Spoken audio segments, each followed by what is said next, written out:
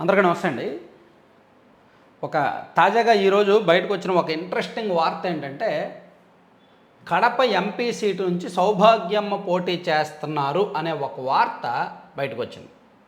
ఇదిగోండి, Kadapa MP seat వివేక భార్యకు సౌభాగ్యమ్మ పేరు పరిశీలిస్తున్న టీడీపీ అని ఆంధ్రజ్యోతిలో వేశారు. సో ఇది సౌభాగ్యమ్మ గారికి కడప ఎంపీ సీటు ఇవ్వడం కరెక్టా కాదా, దానివల్ల లాభ నష్టాలు ఏమిటి అనేది మనం ఖచ్చితంగా డిస్కస్ చేయాలి. అసలు టీడీపీ ఆలోచన ఎందుకు చేస్తుంది? సో ఒకవేళ కడప జిల్లాలో కడప పార్లమెంట్లో తెలుగుదేశం పార్టీ గత ఎన్నికల్లో దాదాపుగా 2.5 లక్షలకు పైగా తేడాతో ఓడిపోయింది. సో ఇప్పుడు అక్కడ ప్రభుత్వం మీద ఉన్న వ్యతిరేకత కావచ్చు, అలాగే ఈ రకరకాల పరిణామాలు, వివేకానంద రెడ్డి గారి కేసు, కడప డెవలప్మెంట్ లేకపోవడం, స్టీల్ ప్లాంట్ విషయంలో మోసం, అనేక వర్గాల్లో ప్రభుత్వం మీద ఉన్న వ్యతిరేకత కారణంగా ఆ 2.5 లక్షల వెనుకబాటు కాస్త 1,00,000 ఓట్లకు వచ్చి ఉండొచ్చు. అంటే అక్కడ టీడీపీకి వైసీపీకి ఉన్న తేడా, కడప పార్లమెంటు పరిధిలో టీడీపీకి వైసీపీకి ఉన్న తేడా 1,00,000 ఓట్లే ఉండొచ్చు. సో ఈ 1,00,000 ఓట్ల మెజారిటీ మేబీ ఇప్పుడు వైఎస్ఆర్ కాంగ్రెస్ పార్టీ అభ్యర్థికి ఉండొచ్చు. ఆ 1,00,000 ఓట్లు వేరియేషన్ తగ్గించాలంటే అక్కడ సౌభాగ్యమ్మ గారిని పోటీకి పెడితే, సౌభాగ్యమ్మను కనుక టీడీపీ పోటీకి పెడితే ఇక్కడ లాభాలున్నాయి, నష్టాలున్నాయి. సో లాభాలేంటి? వైఎస్ వివేకానందరెడ్డి గారి కేసు సింపతి, వివేక కేసు ఉంది కదా, ఆ పరిణామం అది మొత్తం ఆమె మీద సింపతి ఉంది. టీడీపీ ఓట్లన్నీ పడతాయి, తెలుగుదేశం పార్టీ ఓట్లన్నీ కూడా ఆమెకు పడతాయి. ఆమెమి టీడీపీ వ్యతిరేక కాదు, ఆమెమి టీడీపీకి వ్యతిరేకంగా రాజకీయం చేయలేదు కాబట్టి, వివాదరహితాలు కాబట్టి, మంచి పేరు ఉంది కాబట్టి, సింపతి ఉంది కాబట్టి టీడీపీకి ఏవైతే కడప పార్లమెంట్ పరిధిలో ఓట్లు ఉన్నాయో 6 లక్షలకు పైగా ఆ ఓట్లన్నీ కూడా సౌభాగ్యమ్మ గారికి పడతాయి. ప్లస్ కరుడు కట్టిన వైఎస్ఆర్ కాంగ్రెస్ పార్టీ వాళ్ళు కూడా వైఎస్ వివేకానందరెడ్డి గారి, వైసీపీలో ఉన్న వైఎస్ వివేకానందరెడ్డి గారి అభిమానులు కూడా సౌభాగ్యమ్మ గారికి ఓటేస్తారు. అంటే వైసీపీకి రావాల్సిన ఓట్లు కూడా 40,000 50,000 వస్తాయి, సౌభాగ్యమ్మ గారికి వస్తాయి. అది కూడా వర్కౌట్ అవుద్ది. అంటే టీడీపీ సాధారణ ఓటింగ్ కంటే 50,000 40,000 ఓట్లు సౌభాగ్యమ్మ గారికి అభ్యర్థిత్వం ఇస్తే పెరుగుతాయి, ఓట్లు పెరుగుతాయి. ప్లస్ ప్రజలు ఎంత మేరకు నమ్ముతున్నారు వివేకానంద రెడ్డి గారి కేసు విషయంలో అవినాష్ రెడ్డి గారి పాత్ర ఉందని, భాస్కర్ రెడ్డి గారి పాత్ర ఉందనేది ఎంత మేరకు నమ్ముతున్నారు అనేది ప్రజా కోర్టులు ప్రజలు ఇచ్చే తీర్పును బట్టి ఆధారపడి ఉంటుంది. సో సింపతి వర్కౌట్ అవుద్ది, టీడీపీ బలం కలిసి వస్తుంది, అదనపు ఓట్లు కొన్ని యాడ్ అవుతాయి, ఇవన్నీ కూడా బాగానే ఉంది. ప్లస్ క్యాండిడేట్ పరంగా ఆమె మంచి ఆమె, అది పేరు అంతా బాగానే ఉంది. సో ఇవి లాభాలు.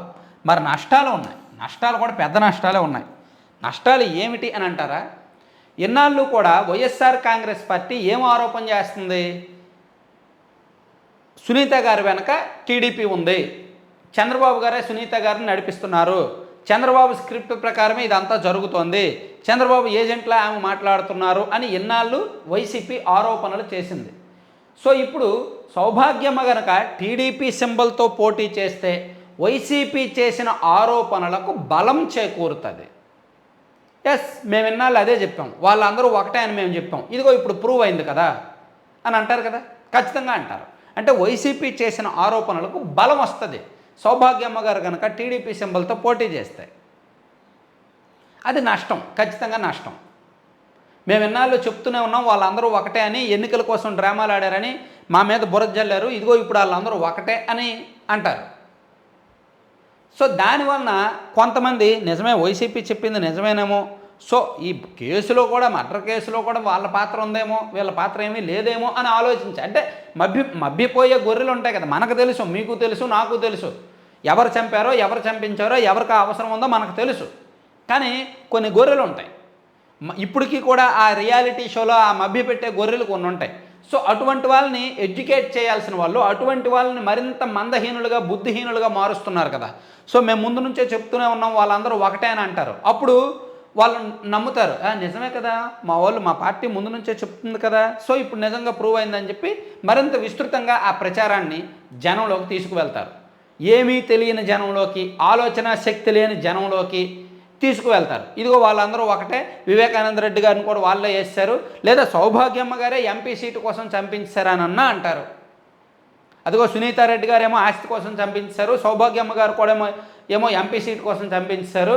సో గత ఎన్నికల్లో చంపేసి ఇప్పుడు సింపతితో ఎంపీగా గెలవాలని చూస్తున్నారు, ఇదంతా ప్లాన్ ప్రకారం జరిగింది, ఎంపీ సీటు కోసం అలాగే ఆస్తి కోసం జరిగిందని అన్నా అంటారు. సో ఆ విమర్శ, ఆ తీవ్రమైన ఆరోపణ ఎదుర్కోవాల్సి వస్తుంది. అది అంత మంచిది కాదు, వాళ్ళ కుటుంబ విలువలను రోడ్డుకు ఎక్కించేస్తుంది. సో అది అంటే వైసీపీ చేసే విమర్శలను తట్టుకోవడం కష్టం. ఇవన్నీ కూడా ఫ్యామిలీ సెంటిమెంట్స్, ఫ్యామిలీ ఎమోషన్స్. ఇటువంటి విమర్శలు చేయడానికి వైసీపీ ఏమాత్రం వెనుకడుగు వేయదు.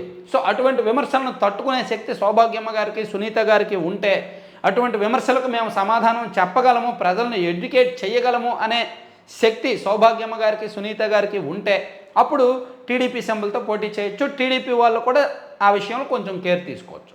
సో లాభ నష్టాలు రెండూ ఉన్నాయి, లాభాలు ఉన్నాయి, నష్టాలు ఉన్నాయి.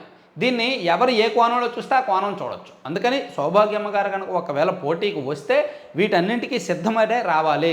గెలుపు అంటారా, ఖచ్చితంగా నేను చెప్పాను కదా, 1,00,000 ఓట్లు తేడా ఉందని, ఒక 50,000-40,000 ఓట్లు ఇప్పటికీ వెనుకబాటులోనే ఉంటారు. సో టైట్ ఎలక్షన్ జరుగుద్ది, ఇంట్రెస్టింగ్ ఎలక్షన్ అయితే జరుగుద్ది. వైసీపీ ఓడినా ఓడిపోవచ్చు, సౌభాగ్యమ్మ గారు గెలిచినా గెలవచ్చు.